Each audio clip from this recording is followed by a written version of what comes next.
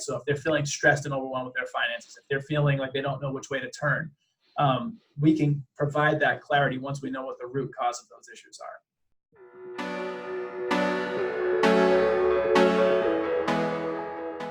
Welcome to the J. Wells CFO Show. I'm your host, Jeremy Wells, and with me today is a great guest. It's the first time we've had somebody from this industry on the show, so really excited to learn about wealth management, investing, all those kinds of ways, those things that, being an adult, right? It's part of thinking about not just what we're spending our money on today, but what we're going to need to spend our money on down the road. So here to talk with us today is Jessie Todisco.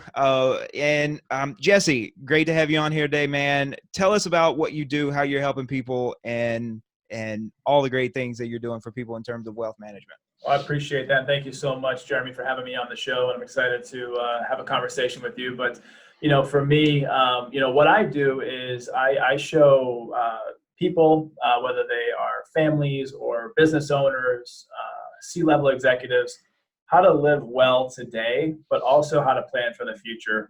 And so I do that through my company, 46 and 2 Wealth Partners. 46 and 2 Wealth Partners is what's called a registered investment advisory firm, which is where we're as independent as it gets when it comes to financial planning. And that's by design. And so I am what's called a fee-only fiduciary. So as a fiduciary, which is a really funny word, it's what it means is I have to do what's in the client's best interest at all times. And I win when they win, and they win, or say I suffer when they suffer. And hopefully that's down to a minimum, right? But it creates a beautiful handshake. What it really means for the client is I don't accept any commissions. I don't sell any products or services. So I'm really aligned with their goals because I'm agnostic when it comes to, having to choose a product or service to meet some sort of sales quota. I don't have to do any of that. I don't work on commissions, so I'm not chasing the next sale, so to speak. I'm building a lifelong relationship with these individuals and these business owners. That is meaningful for them today, but lasts a lifetime as well.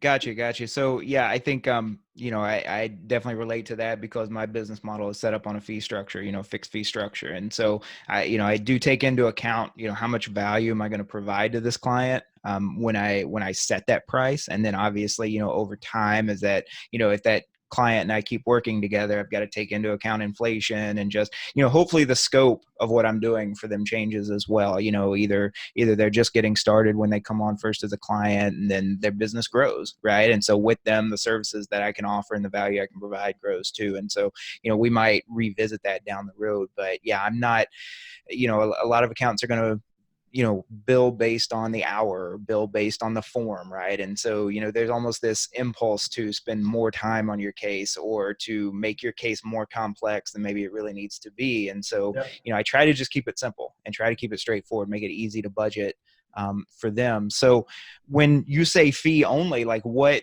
other kind of business models out there? How else are these investment advisors and financial advisors, how else are they, billing their clients, and what should consumers out there be looking for in order to know whether they're getting a good deal or not?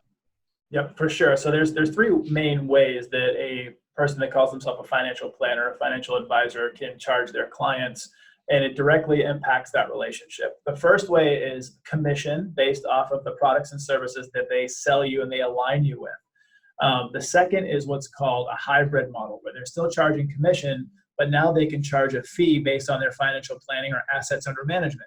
So if they charge you for ongoing advice, that's a financial planning fee. If they take over a portfolio that was already existing of investments and insurances and different things there, they could usually on average get a 1% annual fee on that for that portfolio management, doing the trades and doing the building of that portfolio, minimizing risk. The last way is a fee-only financial advisor. And that makes a financial advisor a true fiduciary again. And so what happens is there is no more sales. So basically the easiest way I break this down to clients is if your financial advisor is holding a Series 6 or a Series 7, those are still licenses that allow you to sell products for a commission. So if they're carrying active Series 6 or Series 7, they're still receiving a commission.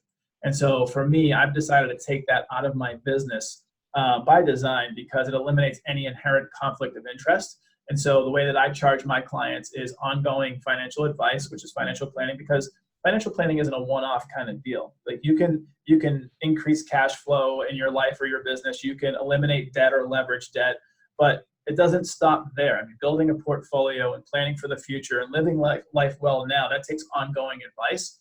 And so there's that side of the business, financial planning. The other piece would be if someone has a portfolio that I build for them, manage for them, or they have one that I take over from another advisor, that would be like an assets under management kind of business or relationship where I would manage the portfolio, do the trades in the portfolio. And there's kind of, sometimes I have, depending on the client, they do both financial planning and assets under management, and sometimes it's one or the other.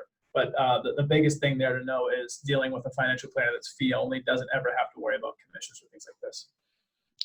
Gotcha. So when do I need a financial planner, right? Like at what point do I say, I think the majority of us are going to sit here and say, oh, I don't, I just work for a living. I don't have that, I don't have a big estate. I don't have big money. Like when do I actually need help with this? I mean, and thinking about it's 2019, right? There's all these online services I see, ads for that say, oh, I can do it all myself. I can set it all up myself from my phone, like Yep. when would I actually say, you know what, I probably better sit down with a professional and get this figured out? So the overarching theme is it's not a place for people that are perfect, and good thing because no one's perfect, right? This is a hospital for the sick. And I say that in the sense that you don't have to be ready. You don't have to, in your mind feel like you've arrived or that you need a financial planner. What you need to feel are some pain points of either you're stressed and overwhelmed when it comes to your finances, or you just don't have the time, the interest, or the knowledge to be able to do the financial planning yourself. And so, years ago, I was in banking, and the common, fear for bankers and retail bankers was that, they were going to be displaced by automation, displaced by, machines, so to speak. And we're in a beautiful day and age where you can marry the human side with the technology side and do it right. And if you do it well, you'll never be displaced. There's always going to be a need for human touch. There's always going to be a need for someone who can give you ideas that are outside of an algorithm that just puts you into a bucket. Like a lot of financial planning algorithms say that based on your age, Jeremy, based on your time horizon, based on suitability factors, you should be 60% equities and 40% debt instruments kind of thing. Well, they don't know about some of these other things that maybe having a property in Florida can offset some income taxes if it's done right. Like you actually live there and you're not just kind of have a PO box or something down there, but there's things that you can do that you can add value to. And so I would say to answer all that is always the right time to start is now. And so not putting it off to the future, not waiting until things are perfect, not waiting until you have all the information, like knowing that you need help and finding someone that resonates with your why you're doing things in life or in your business, and finding someone that you like. At the end of the day, it's all about who you like, know, and trust, and can they do the job? Yeah, again, I definitely resonate with that. There's going to be a lot of similarities here in, the fact that we're both in these financial services, right? You're coming from, investment advisor, I'm coming from accounting. And so, yeah, if that same question were posed to me, I'd say, well, it's not too early, right? It's never too early to sit down and talk with an accountant, with a tax professional. It's never too early to sit down and talk with somebody who can help you with your business, right? If you're a small business owner. And it's something that, I really struggle with is that, so many people think, they kind of come from that mindset of, I'll just figure it out, right? I'll learn it myself. And it's not, I'm just starting off, so I don't have the money for that. Right. And part of why I really like my business model, like I say, where I kind of tailor it to the client is that just that, right? If you're just getting started off, well, I definitely want you to be putting more cash flow into building your business, right? If somebody's, investing and just getting started off, I want them putting more cash flow into their accounts, right? Like you said, if there's a split between where, more of a comprehensive kind of financial plan, right? I want you paying down those debts. I want you paying off the bills, these kinds of things. And, an app on your phone isn't going to tell you that, right? An app on your phone isn't going to sit there and look at that comprehensive picture and really help you figure out those priorities and do things in a way that in the long run is going to help with you. So there's a similar conversation going on in accounting as to whether the AI and the bots and all this are going to take over accounting and not leave any room for humans. I don't see it coming, right? I think we have to change the nature of the way we're selling our services and labeling our services. But at the end of the day, I still think there's a lot of room for that human element in helping our clients. Absolutely. Yeah. And I think that at the end of the day, no matter what industry you're in, whether it's finance, whether it's, any kind of, thing that you might be doing, health and wellness is a good example of this. I mean, there's so much, to be said for keeping one foot in the ancient world and one foot in the future. And so what that means is, if you're working on your health and wellness, there's so many tried and true things like intermittent fasting and how to eat and what times a day to eat and what to do for your body. I think it was Socrates who said, what a shame it would be is if a citizen, is how they used to call them back in the day in antiquity, but if a citizen didn't know the true marvel of their body, right? And so I say this to say that, you have to understand what works, but you also have to kind of live in the future. And for this means technology. And so as a CFO for hire or as an investment advisor, you have to have understanding of both worlds and learn how to marry them together. And if you're good at what you do, and if you bring value to people, it'll never be displaced. And so it's understanding that these apps like Acorns or different saving apps or different investing apps that are coming out, these robo-advisors or whatever, they're going to displace the right people, the people that shouldn't be doing it. But they're not going to overtake the people that are meant to be able to help people. And the coaches and mentors, because that's what we really are. We're advisors, we're mentors, we're coaches. We help people more than just the financial planning. I'm big into health and wellness. I'm big into family. I'm big into people that are thought leaders. And so the information that I could share with people during these conversations outside of their portfolio management is a lot of times why they spend time with me. Yes, I achieve their goals with them and their finances, but a lot of times they learn stuff, I learn stuff, and it's all about the human relationship. So unless humans stop needing to have relationships with other humans, which will never happen, then there's always going to be a place for people that are in service-based business. Yeah, man, absolutely. So you get into a little bit how we're more than just whatever that label is, right? I bill myself as an accountant, but I try to be a little bit more than that to my clients. You're, a financial advisor, investment advisor, but you wind up being a little bit more than that. Sometimes, like you said, sometimes a coach, sometimes a counselor, right? Accounting, sure. Dealing with married couples, sometimes you get into a little bit of marriage counseling because, finances are a critical aspect of sharing a relationship, sharing a household, those kinds of things. So, on that note, you've also got another project going on. You've got your podcast. Tell us about that and how that fits into your day-to-day work. Sure. Yeah. So the Jessie Tee Show is a podcast. It's a business mindset show, teaching anyone who's hunting the secrets of success, teaching them how to get those things done by interviewing people like yourself. And we interview entrepreneurs, thought leaders, athletes that have a story to share, have ideas to share of how they built this or how they went through this, how they've overcome this. And really it's akin to, basically if you're looking to grow, whether it's in business, in relationships, in health and wellness, in life, there's something for everybody on the show to be able to kind of listen to it. So it was born out of the need for me to grow and evolve. I'm always learning, always growing and evolving. I've become a leader because I am a student at heart. So I lead my clients and I lead relationships because I'm always learning. And so for me, one of the best ways that I learn is through podcasts, whether it's podcasts, whether it's going to YouTube University, whether it's going to Google something or seeking out, I have a mentor. He's really big in my development and my shaping.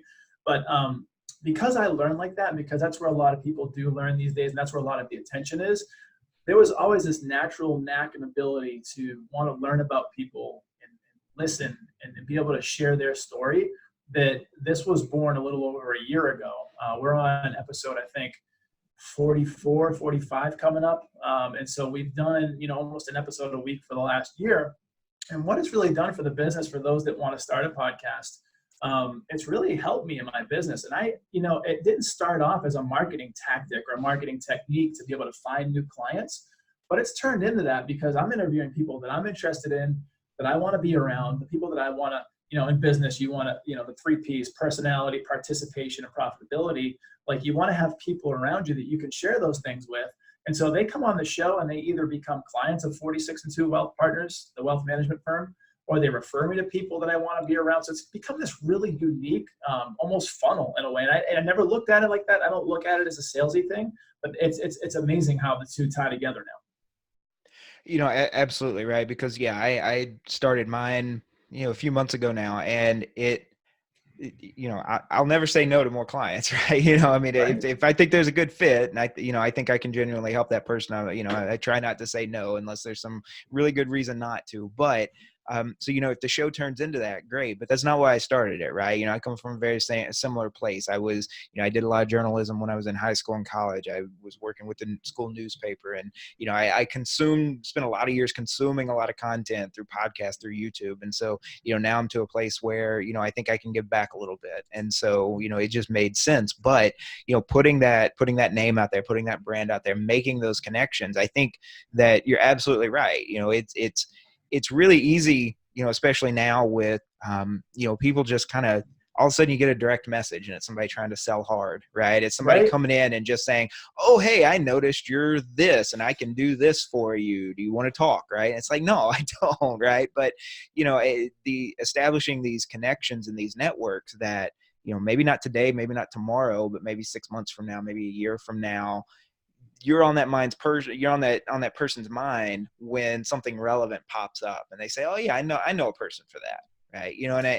I think the more we see these connections and just the proliferation of podcasts, right, the more interconnected we are through that, because, it's almost like that 6 degrees of separation thing, right? Everybody knows somebody that has been on somebody else's podcast at some point. Right. Yep.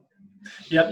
It's one of those things where it's a couple of cognitive biases are at play here. So reciprocity is one of them. So where if I invite you on the show, just to have you on the show so you could share your story and get in front of my audience, I get in front of your audience, we're collaborating. So there's a partnership in a sense. And there's no expectation other than, hey, let's just spend some time together, capture a pretty badass, documented conversation. There's some reciprocity that comes out of that, because now that person feels like they want to do something to help you, right? And there's this mentality and networking culture called Givers Gain, and specifically BNI, this group that's out there. But, if you can pay it forward and add value, you'll receive value back. And so, outside of the reciprocity piece, if someone's looking at starting a podcast or being on a podcast, it gives you that authoritative kind of, consultant. Like if someone sees you or hears you on a podcast and your stuff and they like what you're doing, it puts you kind of a step up in their mind to say this person's a go-to, almost like a thought leader. So now you have the reciprocity piece, you have the thought leadership in your industry. It's making people's decisions to work with you a lot easier because of those things. Yeah, absolutely. Absolutely. Yeah. Again, back to like where this conversation kind of started is like, I think, I've reached out to people as being guests on the show, and they're like, well, I don't know if I'm ready for that yet or not. It's like, but there's a reason I reached out to you, right? Like you have a story. Everybody has a story to tell. We're all listening to these stories. The people that we're listening to on these podcasts, they didn't wake up one day and say, you know what, I'm ready to be a guest on a podcast, right? And so, I think, the advice for writers is, how do you become a better writer? Well, read a lot and then write a lot, and so how do you become, a good podcaster or a good podcast guest? Well, I just listen to a lot of podcasts and then reach out to a bunch of podcast hosts, be part of that community, get in on that if you want to. And, with tools like Anchor, and YouTube, at Zoom, there's no better time to, make your stand and put yourself out there. The only thing stopping you is not pushing record on your phone. Right. The only thing stopping you is you. Yeah. It's it's Gary Vaynerchuk's message, right? Over and over again. It's just, you have all the technology, you have all the equipment you need to become part of this community in your pocket. Just start using it. That's it. And he's really big on, this is really good for the listeners and the audience too, is don't sit there and try to create so much, because that's where the creative blocks come in and that's where the issues are. Just document. It might be crap at first in your mind because you're hard on yourself, but somebody else might find value in that story that you have. Like you talk about, everybody does have a story. Everybody does have something to offer. And if you feel like you have a message inside of you in your heart that's tugging at you and saying, hey, you need to share some of this, or have people share their message on your show, just capture that conversation. My first couple episodes compared to where it is now, night and day, right? And so like, I'm 40 something episodes into this. 40 episodes more, it's going to be night and day from where it is. So it's never going to be perfect. It's never going to be the right time. Just like dealing with a CFO for hire, just like dealing with an investment advisor, you're never in your mind ready, but because you already are where you're at, by default, you're ready. So just start, just get started. Yeah, absolutely. Absolutely. So has doing the podcast now for, about a year, has that changed the way you communicate with clients? Are you applying some of the technology or the ways of communicating to those client conversations? 150%. So, when you do podcasting and you talk to people for a living outside of that, which I'm fortunate enough to do, I'm a people person. I love to talk to people, love to learn about people, love to engage with people, and kind of go on a journey with life. You really learn how to have a conversation. And so, when you're doing a podcast, it's not hurry up and finish what you're saying so that I can make my point. It's truly taking that information in, digesting it, internalizing it, and coming back with a thoughtful response. And so it's helped my conversation skills. I felt like my conversation skills were here before pretty high. It's taken them to another level. And it's also the listening skills. 2 ears, one mouth for a reason. You have to listen more than you speak sometimes. And so that's been a huge plus. And then also from like we have some, I'm sure your audience is like entrepreneurs or people that are building something and things like this. That's part of it, right? So from like a tactical standpoint, and sharing the podcast with maybe potential clients that I want to work with or people that I want to be around, it's a good little marketing technique to say, hey, listen, I have a great episode. It may benefit you because you're into this, and this is a great guest that has this answer for this. So it's actually turned into a lot more than just a conversation. There's a lot of uses that you can have for that show. So Yeah. Yeah. And it's simple things too. It's little, it's just little technological things, right? So, right now I'm using Zoom to record this yeah, call, the video and the audio. And, I've been using Zoom ever since I started my practice almost 2 years ago. yeah, But never once did I get on a call with a client and actually record it. Right. I've started recording those conversations so that I can go back with my marketing advisor and go back through those calls and say, okay, here's a point where the conversation went this way and you could have steered it the other way, right? yeah, Here's a point where, they expressed a concern and you just didn't pick up on it. And you're absolutely right. It's that practice of having those not necessarily formal, but structured conversations, right? Like these interviews where you realize, okay, I need to do a better job of, Stephen Covey in Seven Habits talks about the difference between active listening and empathic listening, right? yeah, And active listening is that, I'm sitting into the conversation and I'm acting really interested and I'm making eye contact. But then empathic listening is a level even beyond that, right? Where I'm actually trying to figure out without putting myself into the conversation, right? Without trying to, thrust myself into your storyline, right? I'm really trying to put myself mentally into the place that you're coming from in that conversation. And that's a really different thing from just active listening, right? Which is what we're taught is the goal. Especially dealing with clients, right? Especially dealing with prospects and clients. That's really key because they're not interested in my story, and they're not even really interested in how I can help them or the services that I can provide to them. They're interested in, figuring their stuff out and making it not a problem anymore. for Right. sure. And the more I can do to make them feel at ease with that, the better an accountant, not just better at sales, but the better accountant that I can be. Yep. Yeah, there's always a question behind the question too. A lot of times some people that need time or they need a little bit of insight, or you're listening and then you come back to them with another question to try to dig a little deeper to figure out what the root cause is, right? And that's what it really is all about. There's something either, Simon Sinek talks about this with Start With Why. There's something that you can either formulate and put features and benefits to something and say, this is the how, this is the what. And then there's sometimes something that's deeper than that you can't put words to because it's just not part of the brain that works there. And so there's something tugging at you and you're like, okay, this just doesn't feel right. I don't know what this is, but I need some help with it. I know this is the avenue that it's in, whether it's finance, health and wellness, relationships, whatever it is. And so I need to go to Jay Wells or Jessie Tee and talk to them about this. And then you can dig out those things by asking questions that go deeper and deeper, and by the empathic listening, right? And being empathetic and listening to people and really trying to feel what they're telling you, because at the end of the day, the feelings that they're having is what we're in the business of helping them solve if it's a negative, right? So if they're feeling stressed and overwhelmed with their finances, if they're feeling like they don't know which way to turn, we can provide that clarity once we know what the root cause of those issues are. It's I think people in general think about accountants and tax professionals. Well, I want to save on taxes, right? Like that's kind of the starting point. But then, a lot of times I have those conversations and we might start with, I think I'm paying too much in taxes. And we end with, I don't know what my business is doing. I don't understand the financials of my business.